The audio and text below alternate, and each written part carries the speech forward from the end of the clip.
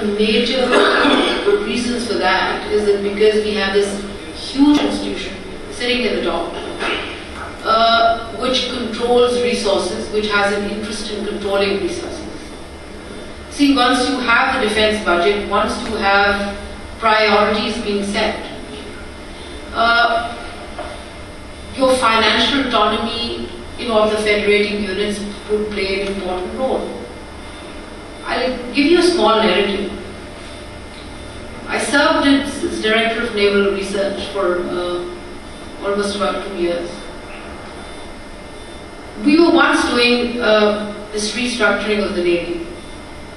And we did this exercise of, kind of looking at a mission statement, objective, all other things. And we had the Pakistan Institute of Management Sciences come and conduct it. There were 50 people in the audience, from sailors to officers, discussing different things. So one point was looking at a clientele. So of course, the audience was asked, who's your client? Some people were Ministry of Defense, others was President, Prime Minister, Ministry of Finance. There was not a single person who said the people of Pakistan. That is a sensibility that we need to have. The people of Pakistan need to have a share in how they think about their security, how they think about their income distribution. That is something which the center has always run away from. And therefore, for years, we cannot have control of our own resources. And believe me, once we have presidential autonomy, the entire geopolitical scene, inside and outside, is going to change.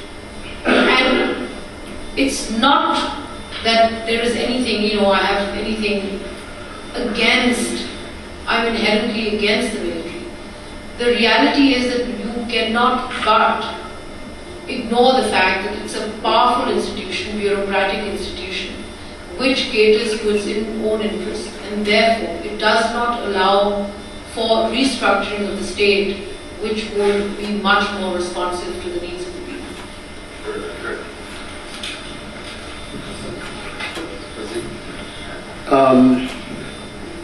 Question, please. Yes. Save your statements. No statement. Speeches. David, I wanted to address this to you, and maybe Ms. Ayesha can also add to it. Given the history of colonization, if you could summarize that history and help us understand the effects of that and what lessons we can learn, especially related to the psychology of the oppressor, or the psychology of the colonizer, and how he gets the consent of the other people, white supremacy being part of it. And on the other hand, the psychology of the slave mentality, or what Tariq calls the house Arab, or house Pakistani, which, what Malcolm X calls the field Negro versus the house Negro.